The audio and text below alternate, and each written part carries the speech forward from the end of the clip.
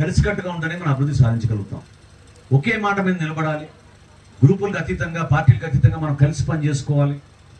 అదేవిధంగా ఈరోజు మనం ఈ కమ్యూనిటీ హాల్ నిర్మాణం చేసుకుంటున్నాం అంటే నిజంగానే ఎంత పెద్ద మనసుతోటి వారు ముందుకొచ్చి వారి భర్త గారి పేరుతోటి ఈ బిల్డింగ్ కట్టాలని నాగరత్నమ్మ గారు ఇచ్చారు. ఈ స్థలాన్ని మనందరం కూడా స్ఫూర్తిదాయకంగా తీసుకుని ముందుకెళ్ళాలి.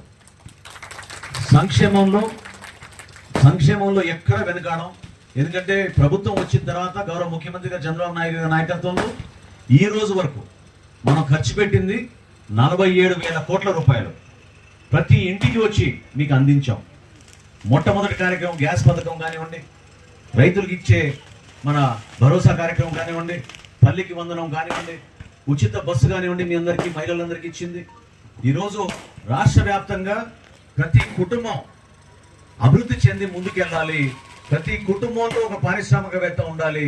ప్రతి కుటుంబంలో ఒక ఉద్యోగం ఇప్పించాలని మన ప్రభుత్వం, మన కూటమి ప్రభుత్వం కష్టపడుతుంది. దయచేసి మీరందరూ కూడా ఒకే ఆలోచనతో ముందుకు నడవండి. గత 5 సంవత్సరాలు మీరు పడిన ఇబ్బందులు మర్చిపోబాకండి. ఏ విధంగా వాళ్ళు మన భయపెట్టి కనీసం మాట్లాడుకోలేని పరిస్థితులు చేసేవాళ్ళు, ఏ విధంగా మీరు చెప్పాలనుకున్న మాటను కూడా వాళ్ళు వినడానికి సిద్ధంగా ఉండేవారు కాదు. ఆ పరిస్థితులు మారాయి. మనం అభివృద్ధి చేసుకుంటూ వెళ్దాం.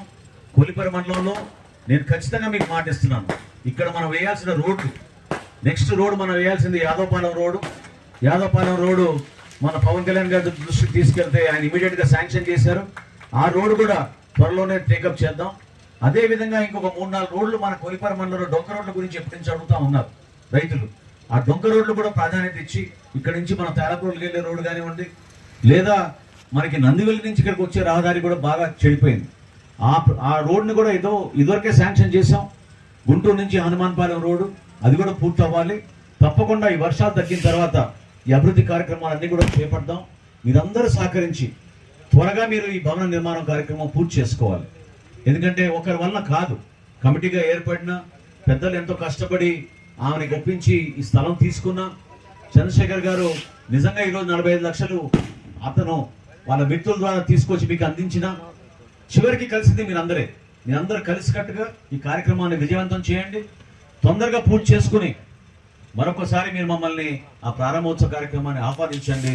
అందులో మన అందరం కూడా భాగస్వాములు మనస్ఫూర్తిగా కోరుకుంటూ మీ అందరి తరఫున మరొకసారి చంద్రశేఖర్ గారికి ప్రత్యేకంగా ధన్యవాదాలు తెలుపుకుంటూ సెలవు తీసుకుంటున్నాను. జై హింద్.